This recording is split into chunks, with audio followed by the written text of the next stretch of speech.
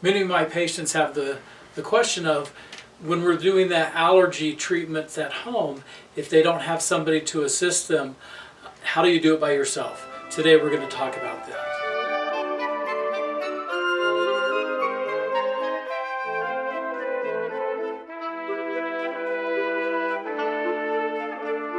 Hi, I'm Dr. Christensen and welcome to my office. Today what I'm going to do is I'm going to demonstrate how you do the allergy elimination treatment at home when there's nobody to help you. For those that have seen my other allergy videos, you know that the first step of the treatment protocol is to do the little karate chops down the spine as the person is breathing different ways. If you don't have arms that are long and bendy enough to do that on yourself, which I don't know anyone that does, then here's how you do it yourself. The purpose of the allergy elimination treatment is to, in essence, reprogram your body's immune system and nervous system so that you're no longer allergic. Again, our goal is not to manage allergies, our goal is to make them go away. And we're very successful in doing that. And so today what I'm going to demonstrate for you is how to do that on yourself if there's nobody else to assist you. The first step with all the allergy treatments is first we need to have a minor or mild exposure to it. And so what I'm going to be using today is a sample of whatever is blowing in the wind outside. And the way I gathered this sample is I simply went outside with a moist paper towel and I wiped the windshield of my car. Whatever dust, pollen, mold is floating around in the air that is you're breathing and causes the allergic reaction, some of that will settle on the windshield. And we simply get a sample of that. And so as you can see here, I've got a paper towel, it's got the dirt and everything else that was outside. It's important to understand that when we do an allergy treatment, we're always holding in our hand what we're being treated for. Understand that the energy of everything, literally everything, exceeds the boundary of the container.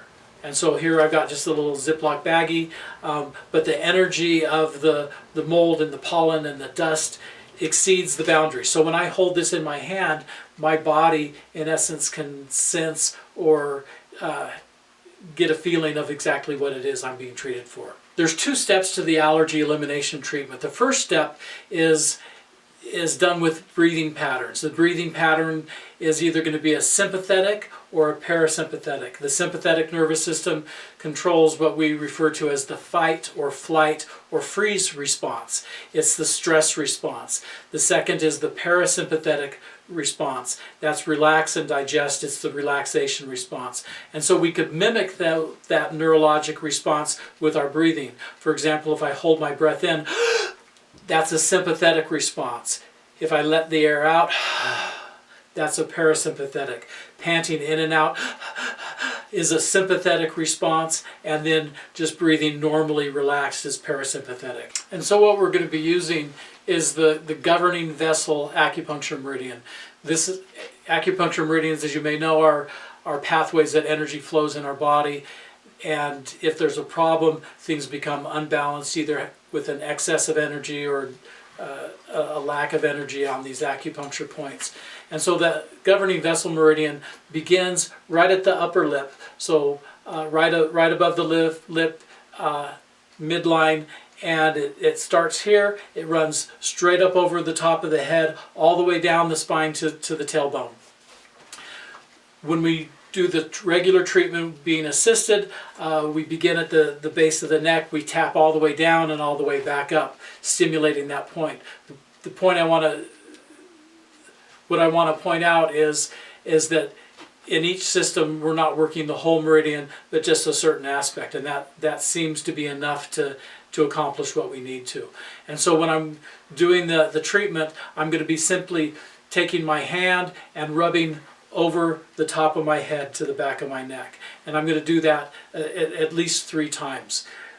Again, we're working with energy. You don't need to be touching the skin directly, just lightly skimming over the top of the head. And so to demonstrate what I do, again, holding it in my hand what I'm being treated for, I take a breath in,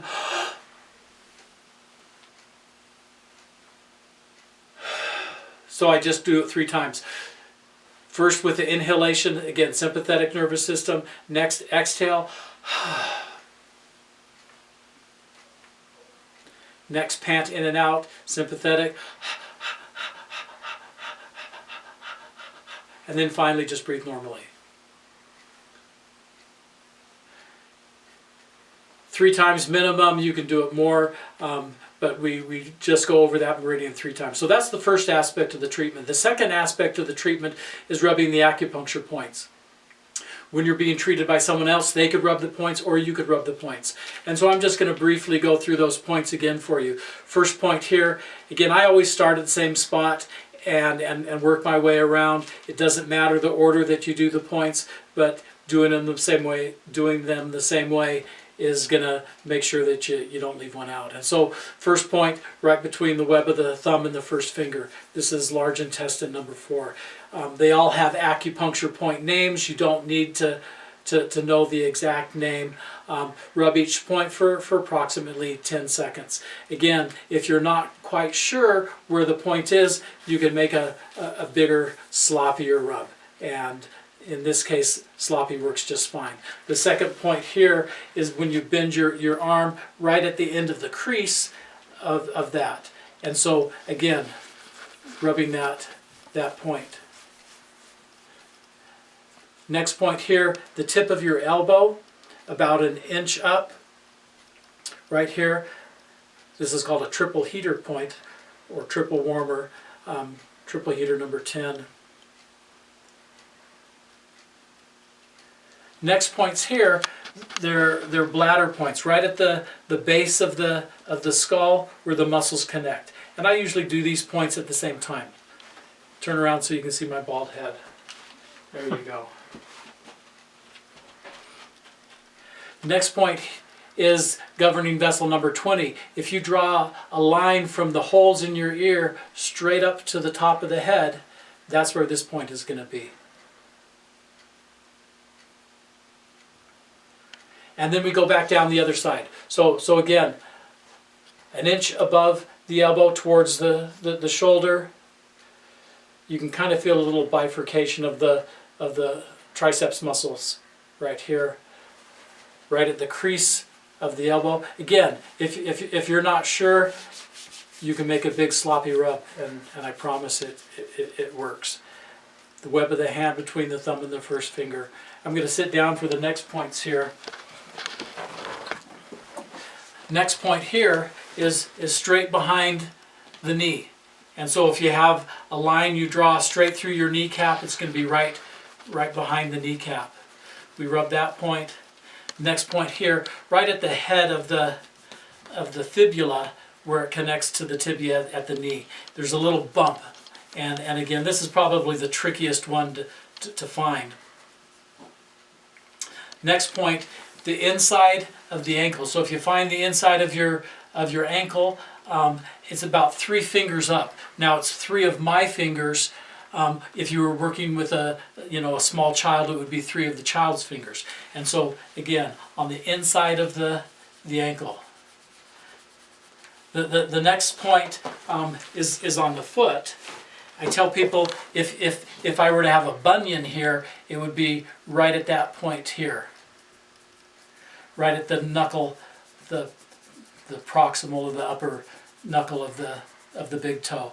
If you roll straight inward, right between the big toe and the second toe, right between those tendons, is the next point. We rub that point. And then we go to the other side. And I'm just going to cover these real briefly. Between the big toe and the second. Big toe is actually referred to as the great toe. We all have 2 great toes. I guess not everybody, but most of us do. Then what I call the bunion point here, 3 inches or 3 fingers above the inside ankle. Notice I switch back and forth when I'm holding hands. It doesn't really matter. The fibula point, straight behind the knee.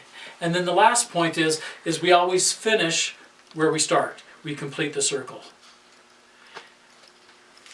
Remember, when we're treating more acupuncture points, you do not have to have that avoidance period, which is huge.